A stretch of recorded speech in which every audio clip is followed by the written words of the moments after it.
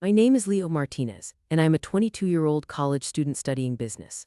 I live in Austin, Texas, where I have spent my last 4 years juggling classes, part-time work, and trying to hold on to my sanity. I thought I was doing pretty well, keeping up with my studies and making some great friends along the way.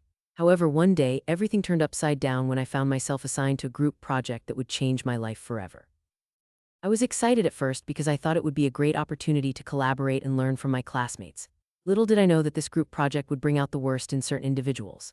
My group consisted of 4 people, and while I was familiar with 2 of them, the other 2 were not just classmates, they were my nemesis.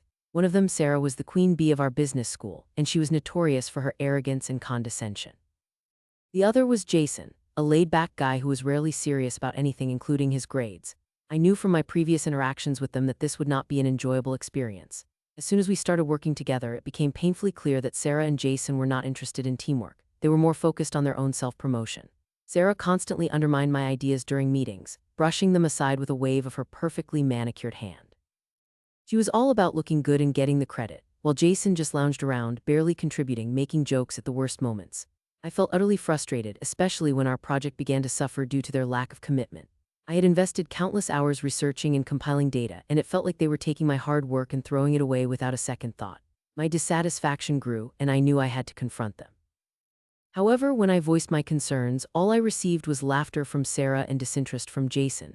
That was when I realized my feelings of inadequacy were more than just about the project. They were about their total disregard for my efforts. At that moment, I decided to take a step back. I thought maybe I could use my skills to turn things around instead of letting their behavior get under my skin. I poured everything I had into making my ideas shine, but my enthusiasm only infuriated Sarah even more. She had no intention of letting me take the credit for our project and began manipulating the narrative in our group discussions, twisting my contributions to fit her vision. Each meeting felt like a betrayal, and I soon found myself battling against not just my peers, but the very system that favored flashy presentations over genuine work. I tried to convince myself that I would not let them get the best of me, so I came up with a plan to secure my success.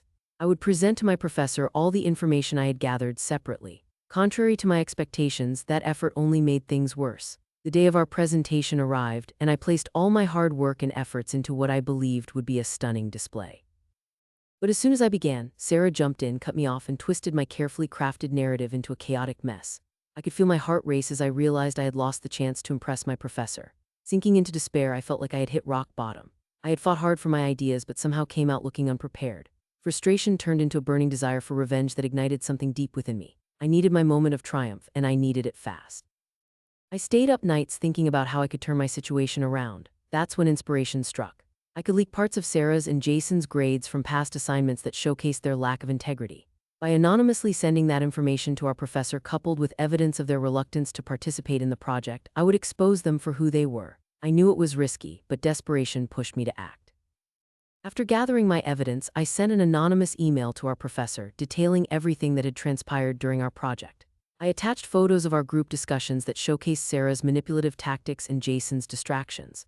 The waiting was nerve-wracking, but the next day brought a whirlwind storm my way. Our professor, inflamed with anger at their behavior, called an emergency meeting.